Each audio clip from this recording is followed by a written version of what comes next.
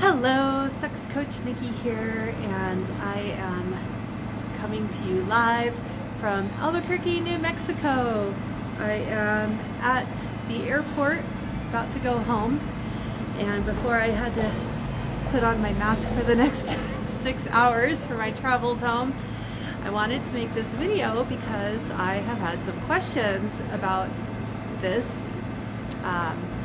term container. So I will say it's a little bit jargon for my industry. If you do start being in the sex positive world, you will hear the word container used. And so I want to explain what that means. But before I go into explaining what that means, I want to talk about something called the center of vigilance. So the center of vigilance is something that we all have. It's part of our reptile brain that's always on the lookout for anything that might be coming to harm us. So this is what, you wake up in the morning and it's like completely automatic, unconscious. Your center of vigilance is like, is everything okay? Like you do a sweep. Is everything okay? You go out to the kitchen and part of you is like, is everything okay? And every time you enter into a new situation or a scenario, you do that sweep. Like you go out to your vehicle. Is everything okay? And usually it is, right? So, and it's this automatic checking, the center of vigilance, holding vigilance, that has helped our species survive for many, many years. So it's a great thing, and we can't completely dismantle it because then, we wouldn't notice when something is actually wrong. So it's good to have it there. The problem is that when your center of vigilance is really high, for most people, it can be challenging to feel pleasure. So a lot of times these two things are inversely related. The more you're on guard, having a high center of vigilance, the less you're able to be in the moment, be present, feel pleasure, so on and so forth. So in my work, what I do is I create ways to help people relax and be comfortable and be present and experience more pleasure. And one of those ways is to have what I call a container. So that's why I hold a container, so people can experience more pleasure. I learned about a container very deeply when I was practicing orgasmic meditation. So there can be tight containers, there can be loose containers. You probably have them already in your life and you don't even realize it. A container is just like your way of operating in a given, I'm just making sure it's not too noisy out here, your way of operating in a given situation and the parameters that you put around that situation. So for example, going to the grocery store has its own container, right? It presents its side and it expects you to behave and act a certain way on your side. And as long as both of you are doing the right thing, then everyone feels safe and happy and it's a win-win. Even here at the airport, and that's a great example of container, right? The airport changes the container according to circumstances. 9/11 happened and we had beefed up security. That's really never gone away. If anything, it's gotten tighter. Now with the pandemic, we're wearing masks and having even more tighter container. Before, back in the old days, people could walk you to your gate, give you a goodbye. You could go to the gate and greet people right when they were coming off of the plane. So that was a much looser container.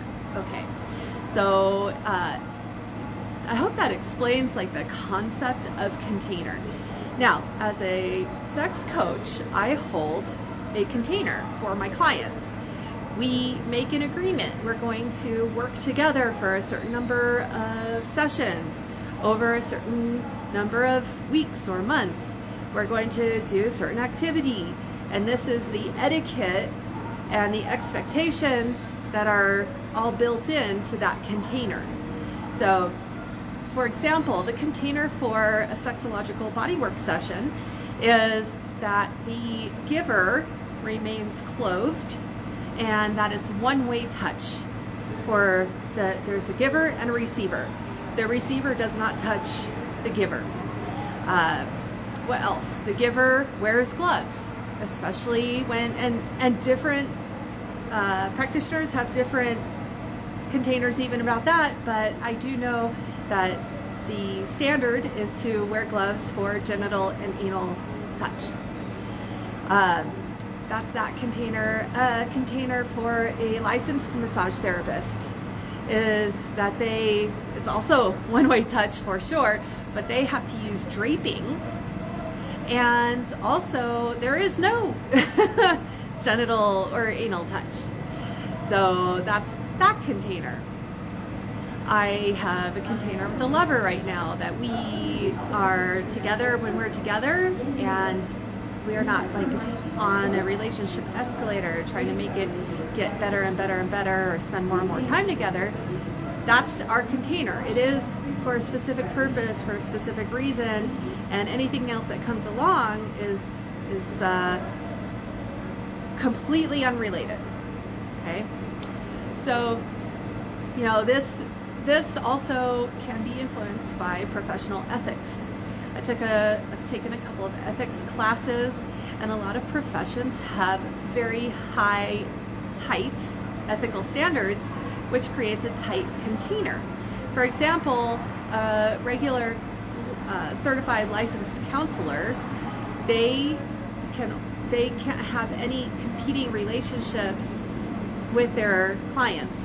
So like they're called dual relationships. So they just have like the counselor-client relationship. The client can't contact them outside the session, or they can't also trade work, or they can't also go out to dinner, they can't also have a romantic relationship. So that's like a regular counselor. They're limited by their agreements that they make in carrying that license. As a coach, I get to decide what my limitations are, and I get to decide what ethics I want to operate by.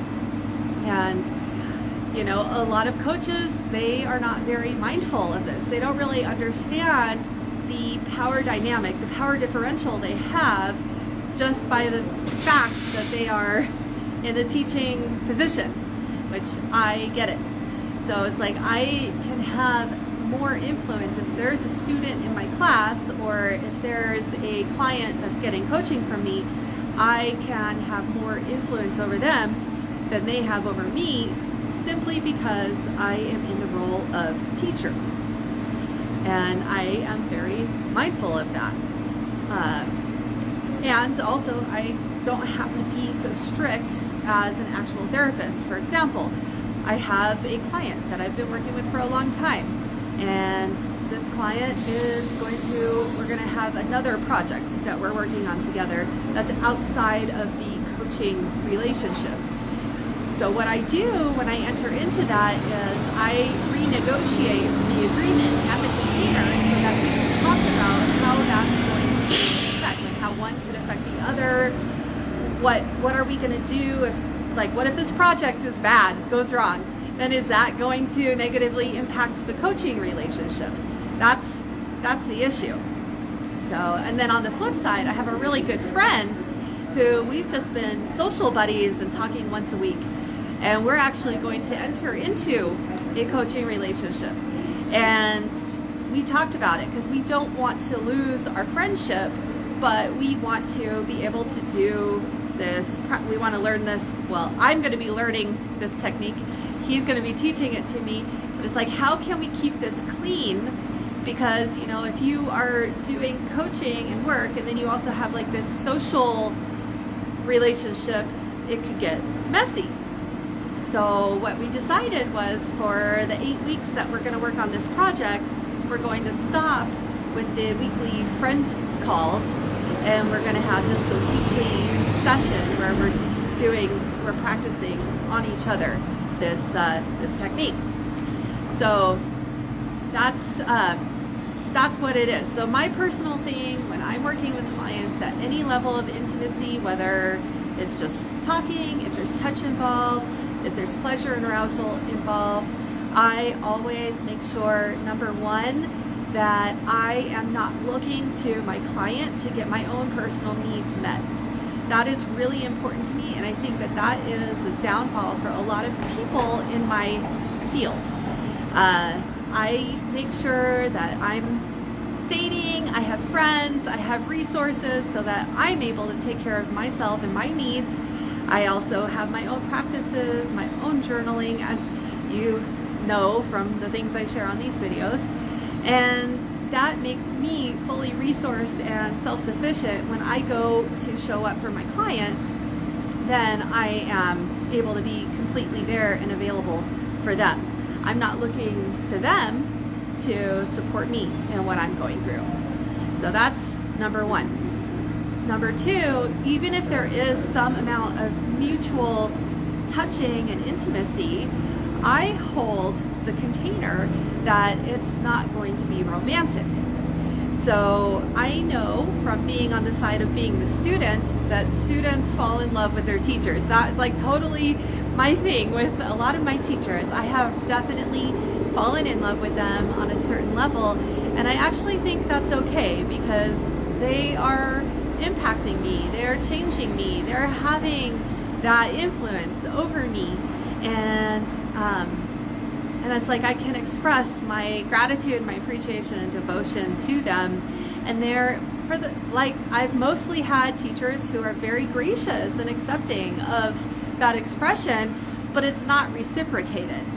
So that's the space that I get to hold as a coach or provider as well, is like holding that space for that intimacy, vulnerability, connection, love, and know that it's not a romantic thing, and it's also just within the confines of the agreed upon, whatever we're doing.